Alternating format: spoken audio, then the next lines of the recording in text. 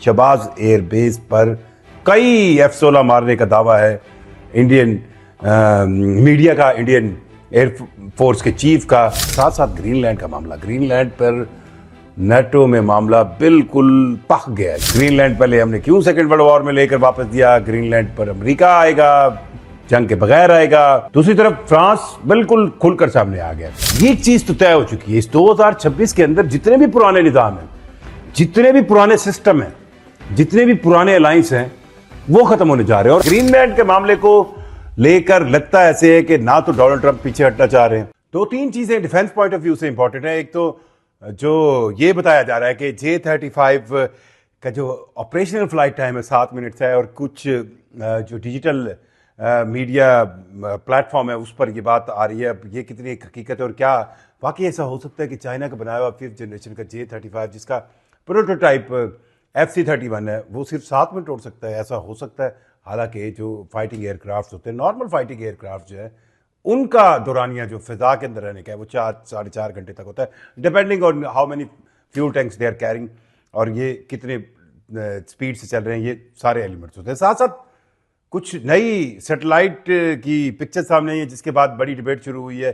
Shahbaz airbase जो कि पाकिस्तान की जैकबाबाद में है, इस जैकबाबाद की शहबाज एयरबेस पर कई F-16 मारने का दावा है इंडियन मीडिया का, इंडियन एयरफोर्स के चीफ का, जो कि बड़े महीनों बाद आया और उसमें सिर्फ एक कंपाउंड गिरने की एक फुटेज को, एक सैटेलाइट तस्वीर को बेस बनाकर ये कहा गया कि पाकिस्तान के 8 फिर गालबन 10 पता नहीं कितने F-16 तबाह कर दिए गए। लेकिन अब उस जैकबाबाद एयरबेस, शहबाज एयरबेस की तस्वीरें सामने, ये क्या हुआ क्या नहीं हुआ, इस पर भी बात करेंगे। और साथ साथ ग्रीनलैंड का मामला, ग्रीनलैंड पर नेटो में मामला बिल्कुल पक गया, जिन्होंने कहते हैं ना पंजाबी च तप गया।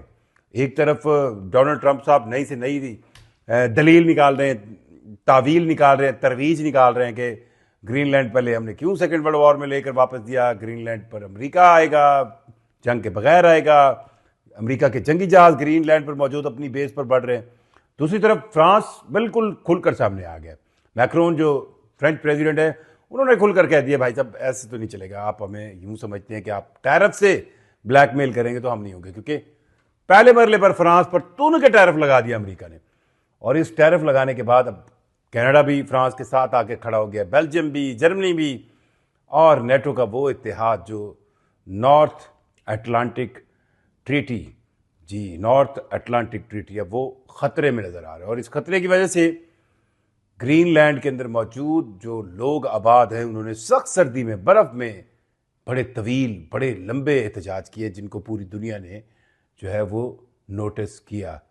क्या नया वर्ल्ड ऑर्डर बनने जा रहा है, क्या नए निज़ाम बनने जा रहे हैं, और पुराने निज़ाम कितनी जल्दी ख़त्म हो रहे हैं, ये सारी चीज़ें रिलेट करती हैं। और फिर दूसरी तरफ रिलेट करती हैं उन जंगी साजो सामान से जो हर मुल्क के पास है। गज़ा का पीस बोर्ड भी बना, उस पर भी बहुत से लोगों की नज़रें हैं। लेकिन जो जिस तरह मैं आपको कह रहा था ना कि ये चीज़ तो तय हो चुकी है, इस 2026 के अंदर जितने भी पुराने निज़ाम हैं, जितने भी पुराने सिस्टम हैं, जितने भी पुराने अलायंस हैं, वो खत्म होने जा रहे हैं। और हर मुल्क है, आप ये ना समझिएगा कि पाकिस्तान देख रहा है कि यार मैं खित्ते में सऊदी अरब के साथ और तुर्किया के साथ और चीन के साथ मिलकर एक नए अलायंस के साथ चलूं। आपने ये देखा कि यूएई का प्रेसिडेंट जो है वो 3-3.5 घंटे के टूर पर इंडिया गया, मोदी से मिला, एक नया फ्रेमवर्क बन रहा है। तो ये पूरी दुनिया के अंदर रीशफलिंग हो रही है। और ये तो एक चीज कंफर्म है कि पुराने निजाम से हर कोई बाहर निकल रहा है, पर अब ये जानना बाकी है कि नए निजाम की तरफ, और कौन से नए निजाम की तरफ कितनी जल्दी जाया जाता है, ये अहम है। चलें, जो वो कहते हैं ना, हर लम्हे के साथ बदलती हुई कंडीशंस जो है वो नए से नए दोस्त और नए से नए दुश्मन बिल्डअप कर रही है। ग्रीनलैंड के मामले को लेकर लगता ऐसे है कि ना तो डोनाल्ड ट्रंप पीछे हटना चाह रहे हैं। एक AI जनरेटेड तस्वीर जिस पे डोनाल्ड ट्रंप जो है वो अमेरिका का झंडा ग्रीनलैंड पर लगा रहे हैं, और उसको फिर सोशल मीडिया पर पोस्ट किया गया, ऑफिशियल उनके जो अकाउंट्स हैं उनसे पोस्ट किया गया। अब उसके बाद तो कोई इरादे वाली बात ढकी छुपी नहीं रही। पर ये जो बात की जा रही है डोनाल्ड ट्रंप की तरफ से कि जी वो ग्रीनलैंड को जंग के बगैर हासिल करेंगे, टैरिफ से हासिल करेंगे, तो इस पर भी कोई यूरोप बहुत आसानी से घुटने टेकने वाला नहीं। और अगर यूरोप घुटने टेकने वाला नहीं और वो टैरिफ से लेकर हर जंग का मुकाबला करने के लिए तैयार है, तो फिर दुनिया में वाकई ही न्यू वर्ल्ड ऑर्डर बिल्डअप होंगे। सवाल ये पैदा होता है कि इन तमाम मामलात के अंदर पाकिस्तान कहाँ पे खड़ा है। पाकिस्तान कई मामलात में बहुत अहम है। Pakistan strategic point of view से तो बहुत अहम मुल्क है। गजा का जो पीस बोर्ड बना है उसमें भी पाकिस्तान शामिल है।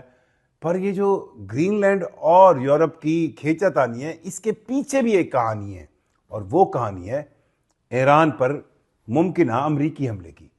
और ये तो आप जानते हैं कि डोनाल्ड ट्रंप, वो कहते हैं विखांदा सज्जी मारदा खबी है, कुछ ना कुछ तो ऐसा कर रहे हैं कि जिससे पूरी दुनिया की तवज्जो ग्रीनलैंड और उन मामलात पर चली जाए। और क्या पीछे से मिडिल ईस्ट के अंदर कोई बड़ा एडवेंचर होने जा रहा है। अगर मिडिल ईस्ट के अंदर कोई बड़ा एडवेंचर होने जा रहा है पाकिस्तान के लिए, फिर पाकिस्तान की इंपॉर्टेंस बढ़ जाती है। इस सारे मामले में जो यूरोप और अमेरिका के दरमियान है, चीन, मेरा ख्याल है उसकी खामोशी या चीन का एक स्ट्रॉन्ग ऑब्जर्वर के तौर पर मौजूद होना बहुत अहम है। अब मैं जैसे आपको शुरू में भी बता रहा था कि नए दोस्त बन रहे हैं, नई चीज़ें बन रही हैं, और चीन ये चाहेगा कि यूरोप के अंदर मौजूद इत्तेहाद या यूरोपीय यूनियन को इस बात का पता चले कि वो जिस अमेरिका के साथ इतने कंधे से कंधा लगा के खड़े हैं वो उनके साथ क्या करता है। और शायद यूरोपियन भी मेंटली इस बारे में प्रिपेयर है, लेकिन अमेरिका में ये बात यकसू नहीं है। मतलब अगर आप ये नहीं कह सकते, ये सोच डोनाल्ड ट्रंप की हो सकती है, ये सोच रिपब्लिकन्स के अंदर मौजूद किसी एक तबके की हो सकती है, पर सारे अमेरिका की नहीं हो सकती। डेमोक्रेट्स हो गए या वो लेफ्ट की सियासत करने वाले लिबरल जिन्होंने आज तक अमेरिका के यूरोप के साथ इत्तेहाद को सराहा और इसी को ही नई दुनिया की बुनियाद समझा, वो बहरहाल इस पर राजी नहीं होंगे। सो इस सारे मामले में, इस पूरे खित्ते के साथ साथ वर्ल्ड ऑर्डर में होने वाली मुमकिन तब्दीलियां कई नए बाब खोलेंगी, और ये नए बाब किस तरफ जाएंगे ये आने वाले वक्त में पता चलेगा। फिर वही शुरू वाली बात, तैयारी क्या है आपकी, आप कितने एक किसी भी इस तरह के मामले में स्ट्रैटेजिक प्लस सिक्योरिटी कंसर्न में कितने तगड़े हैं, ये बहुत कंसर्न करेगा। और इसमें फिर आपकी टेक्नोलॉजी आ जाती है। और जैसा मैंने बहुत पहले में कहा था कि J-35 के हवाले से अब एक बाकायदा कंपेन शुरू हुई है। यानी ऐसे लग रहा है जैसे J-35 या चाइना के वो साजो सामान जो पूरी दुनिया में पाकिस्तान इंडिया कॉन्फ्लिक्ट के बाद बहुत ज़्यादा जिनकी पजीराई हो रही थी, उसको एक प्रॉपर कंपेन के साथ, एक प्रॉपर प्रोपेगेंडे के साथ ये साबित करने की कोशिश की जा रही है कि नहीं नहीं नहीं, ये जो है अब इतने इफेक्टिव नहीं है, और इनके आने वाले वेपन सिस्टम भी इतने इफेक्टिव नहीं है।